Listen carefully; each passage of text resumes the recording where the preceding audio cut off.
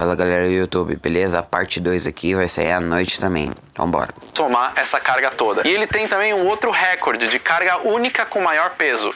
Ele carregou uma única carga que pesava 190 toneladas. Esse avião fez várias operações ao longo de sua carreira desde que voltou a voar em 2001, mas há mais ou menos 1 ano e meio atrás ele parou de voar. O que se sabe é que ele parou de voar para fazer algumas atualizações. Afinal de contas, a gente está falando de um avião lá dos anos 80. Então muita coisa tem que ser feita e, na verdade, ele sempre passou por constantes atualizações. Mesmo durante a sua operação, sempre foram feitas algumas modificações ali, principalmente em termos de tecnologia. Entre essas atualizações que foram feitas nesse último ano e meio, foram substituições de alguns sistemas, como a inclusão de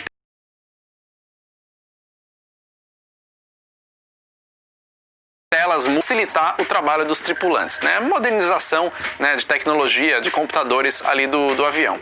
E também, por conta de todo esse conflito que tem acontecido entre a Rússia e a Ucrânia, eles começaram a fazer várias substituições de peças russas no avião para não depender mais da Rússia, e muita coisa está sendo feita inclusive com a Boeing, com subsidiárias da Boeing para fornecimento de peças para o Antonov e outras empresas do Ocidente. A verdade é que esse avião finalmente voltou a voar no dia 25 de março de 2020. Então ele acabou de entrar em operação de novo. Falando um pouquinho mais do avião em si, né, ele tem algumas características interessantes, além das que eu já falei no começo do vídeo. Se você observar nas fotos a parte de cima do avião, dá pra ver que ele tem umas protuberâncias ali. Eu pesquisei um pouco para saber o que é isso, e inclusive um dos técnicos do avião, que sempre está presente nas operações, disse que essas protuberâncias foram projetadas para carregar o ônibus espacial Buran. Só que o interessante é que se você olhar algumas fotos por um outro ângulo, essas protuberâncias não apoiam o ônibus espacial. O ônibus espacial é apoiado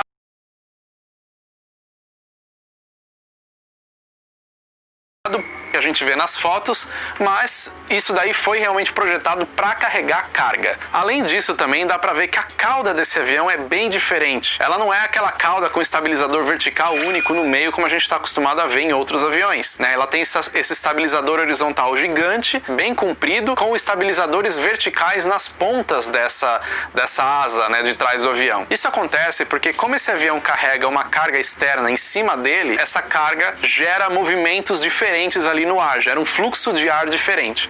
Então eles precisaram reposicionar esses estabilizadores verticais para que a carga não atrapalhe a eficiência do estabilizador vertical. Se você olhar a foto do Boeing 747, que faz a mesma coisa, fazia, né, carregando o ônibus espacial americano, você vai ver que ele tem o estabilizador vertical no meio, mas ele também tem uma adaptação ali de estabilizadores verticais nas pontas do estabilizador horizontal. Então isso é uma questão de projeto, de design, questão aerodinâmica.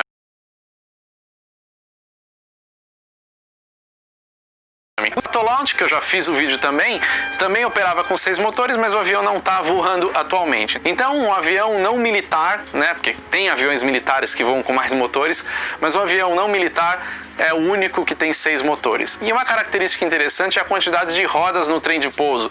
Ele até parece uma centopeia. São 32 rodas ali no trem de pouso, né, contando todos os trens de pouso, e muita gente confunde o tamanho desse trem de pouso com o Bigfoot do 777, que é o maior trem de pouso do mundo. Eu recebi muita mensagem quando eu postei o vídeo, tanto aqui no YouTube quanto lá no Facebook, do 777, falando que o avião Antonov tem o maior trem de pouso do mundo.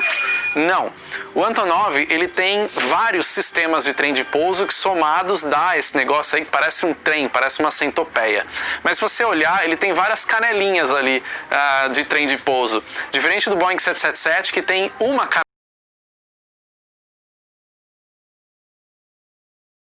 que é analisado aí o tamanho do trem de pouso. Falando um pouquinho da operação desse avião. Esse avião fica baseado no Aeroporto Internacional de Gostomel, que fica a mais ou menos 30 quilômetros do centro de Kiev, que é a capital da Ucrânia. É um aeroporto pequeno, nada muito notório, mas é de lá que ele sai para fazer as suas missões. Ele não faz voos regulares, ele só faz voo fretado.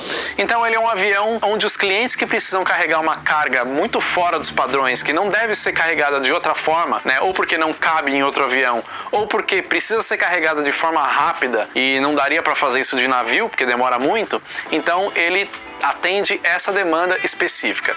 São cargas gigantescas, como principalmente transformador de energia ou pá de gerador eólico, enfim, cargas diferentes, totalmente fora do padrão. Apesar de queimar muito combustível, né, e ter um custo elevado ali de frete, as empresas elas sempre vão colocar isso na ponta do lápis como algo pode ser transportado. Então, por exemplo, um transporte que passou pelo Brasil de uma peça que ia para o Chile, aquela empresa de ter aquela carga, né, e o tempo que demoraria para aquilo chegar de navio não daria certo para aquela necessidade. Então, por isso que esse avião ele é perfeito para esse tipo de cliente, para esse tipo de demanda. O valor do transporte varia muito, depende do peso da carga, depende da distância que isso daí vai ser transportado, depende da quantidade de paradas que esse avião vai fazer, né, aquilo que eu falei no começo do vídeo. Se for uma carga mais leve, ele pode fazer um voo direto. Se for uma carga muito pesada, ele já não vai ter a capacidade de fazer direto, tem que fazer várias paradas. Então tudo isso é calculado no preço. Também é levado em consideração o que o avião vai fazer depois que ele deixa a carga no uma outra carga, fazer uma outra missão, enfim. É interessante que como esse avião não faz voo regular, faz voo fretado, ele acaba operando em aeroportos sem infraestrutura. Claro que aeroportos que têm a capacidade de pista para poder receber um avião tão pesado, mas infraestrutura aeroportuária como o handling, né, que são aquelas empresas que atuam para ajudar a chegada e a saída de um avião. Então, o que eles fazem? Eles levam toda a equipe junto, né? Além dos 6 tripulantes, eles levam os técnicos, os mecânicos, todo mundo que precisa estar dentro do avião, e eles levam também os equipamentos necessários. Já teve missão que eles precisaram levar, inclusive, o carro de pushback, né? Aquele trator que empurra o avião para a posição de decolagem, porque aquele aeroporto que eles iam operar não tinha um trator de pushback com a capacidade para movimentar o AN225. Mas independente do trator de pushback, eles sempre vão levar a barra de pushback, que é aquela barra conectada na trem de pouso de nariz e no trator, porque ela é diferente, específica para esse avião. Isso é uma coisa interessante, porque como ele é um avião une ele, porque é muito eventual, é esporádico, então nenhum aeroporto vai investir para receber o AN225. Então eles têm que ter sempre as coisas junto com eles, inclusive trem de pouso de reserva, uma série de ferramentas, para que se caso aconteça algum problema, eles consigam resolver ali no local onde eles estão. Uma grande preocupação que tem com o avião cargueiro é como essa carga vai ser presa dentro do porão ali. Como a gente está falando em cargas muito grandes e muito pesadas, elas têm que ser posicionadas no centro de gravidade do avião, isso tudo é calculado, por isso que o despachante operacional de voo vai junto, outros técnicos vão junto, porque não é só pilotar o avião, mas é também trabalhar com a carga que vai ser carregada ali, e isso tem que ser muito bem preso, porque num avião cargueiro isso pode ser um problema. Vamos supor que a carga ela tá presa, é uma carga que tem esse tamanho aqui, bem no meio do avião, e na decolagem essa carga corre para trás, esse avião vai fazer isso aqui, ó. Isso já aconteceu, inclusive, num avião lá no Afeganistão, e aí